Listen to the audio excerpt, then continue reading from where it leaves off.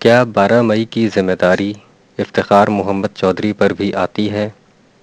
Column نگار Syed Sardar Ahmad Pirzada, the first blind journalist of Pakistan, email صاف صاف @life.com، ای میل saafsaaf@live.com، ویب بلاگ www.saafsaaf.blogspot.com، روزنامہ نوائے وقت مورخہ 29 جولائی 2016۔ پاکستان کی تاریخ میں بہت سے ایسے گورکھ دھندے دفن ہیں جن کی لرزہ خیزی سے انسانیت اور جمہوریت ہاتھ جوڑ کر پناہ مانگتی ہے۔ ایسے کرتوتوں کے بڑے سرغنوں میں ایک نام پرویز مشرف کا بھی ہے۔ یوں تو ان کے گلے میں انسانی اور جمہوری مظالم کے بہت سے طوق بڑے ہیں، لیکن 12 مئی 2007 کو کراچی میں ہونے والی خونی ہولی ان کے ماتھے سے ہمیشہ خون ٹپکاتی رہے گی۔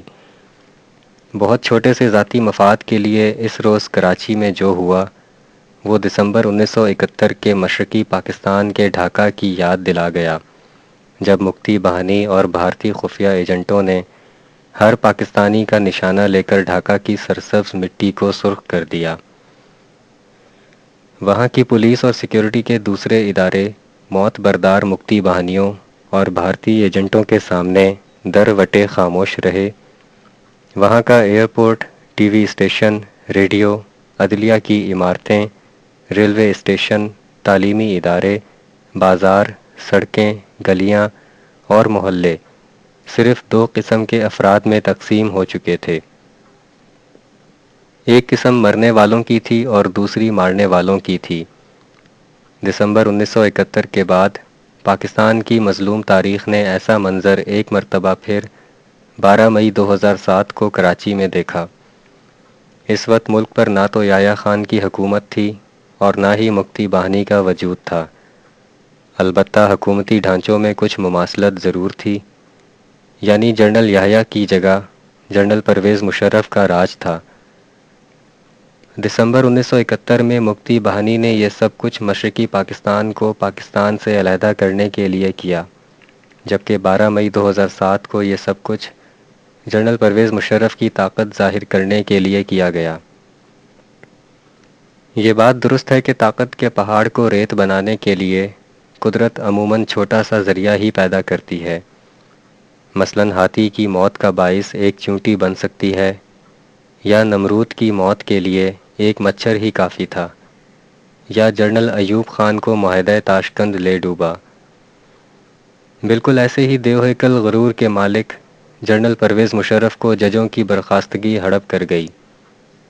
ججوں کو نکالنے کے فیصلے کے بعد جنرل مشرف کو ایسی مزاحمت کا سامنا کرنا پڑا جو انہیں کارگل سے واپسی پر بھی نہیں کرنا پڑا تھا۔ اپنے اس فیصلے کے بعد وہ دربدر کی لان تان سے اتنے کمزور ہوتے گئے کہ انہیں اپنی جان بخشی کے لیے بے نظیر بھٹو کے ساتھ باہمی مفاد کے لیے NRO پر دستخط کرنا پڑے۔ جج بحالی تحریک کی قیادت معزول چیف جسٹس افتخار محمد چودھری کر رہے تھے، لیکن اس تحریک کی طاقت کی وجہ ان کی ذات سے زیادہ اس تحریک کی فلسفی تھی، یعنی کہ کسی کو بھی عدلیہ پر قبضے کی اجازت نہیں ہونی چاہیے۔ یہ علیحدہ بات ہے کہ افتخار محمد چودھری نے اس تحریک کو اس وقت اور بعد میں اپنی ذاتی شہرت کے لیے استعمال کیا، جبکہ جج بحالی تحریک میں شامل ایک ایک فرد نے ملک میں صرف اور صرف قانون کی حکمرانی کے لیے قربانیاں دیں۔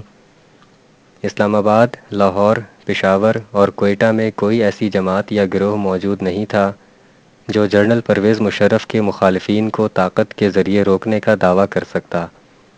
البتہ کراچی میں یہ دعویٰ ممکن تھا۔ افتخار محمد چودھری نے جب کراچی میں 12 مئی کو سندھ بار کے اجلاس سے خطاب کرنے کا اعلان کیا تو جنرل پرویز مشرف کی نگاہ اپنے مضبوط بازو MQM پر پڑی۔ یہ وہی جماعت تھی جسے اپنے اقتدار میں آنے سے پہلے پرویز مشرف ملک کا غدار سمجھتے تھے۔ ہمیں اقوام عالم کی تاریخ بتاتی ہے کہ تخت کے لیے کئی بادشاہوں نے اپنی ماں کا بھی تختہ کر دیا۔ وطن بھی ماں کی مانند ہوتا ہے۔ جنرل پرویز مشرف نے جس جماعت کو غدار کہا اسی کا سہارا لیا۔ یہ فیصلہ اب جنرل پرویز مشرف کو ہی کرنا ہے کہ وہ ایم کیو ایم کو غدار کہتے وقت غلط تھے یا ایم کیو ایم سے دوستی کرتے وقت غلط تھے۔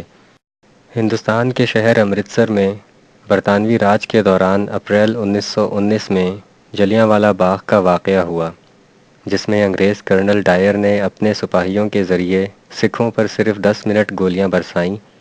ہسٹری آج بھی اس پر افسردہ ہے۔ کچھ مورخین کے خیال میں اسی واقعے سے ہندوستان میں برطانوی راج کے زوال کی شروعات ہوئیں، اسی لیے کرنل ڈائر کو برطانیہ واپس بلا لیا گیا اور کچھ عرصے بعد اسے فوج سے زبردستی ریٹائر کر دیا گیا۔ البتہ معصوم نہتے لوگوں کی سسکتی روحوں کو سکون دینے کے لیے ایک سکھ نے بعد میں برطانیہ جا کر کرنل ڈائر کو قتل کر دیا۔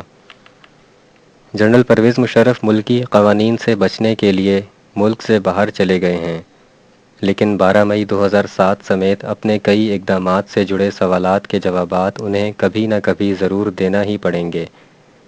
کراچی کے اس خونی دن کے 3 مبینہ فریق general Pervez Musharraf, M Q M اور افتخار محمد چودھری تھے۔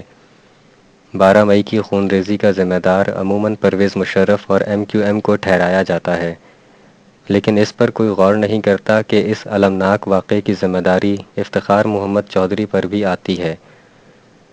وہ ایسے کہ جنرل پرویز مشرف اپنی طاقت کے مظاہرے کے لیے اسی رات اسلام آباد میں جلسے کا اعلان کر چکے تھے، جبکہ افتخار محمد چودھری اپنی طاقت کے مظاہرے کے لیے اسی دن کراچی جانا چاہتے تھے۔ گویا دونوں مخالفین ایک ہی دن اپنے آپ کو طاقتور ثابت کرنے پر بضد تھے۔